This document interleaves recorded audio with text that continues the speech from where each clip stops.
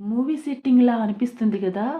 ఇది మహాబలిపురంలో పంచరథాలు, 5 రథాలు అంటారు.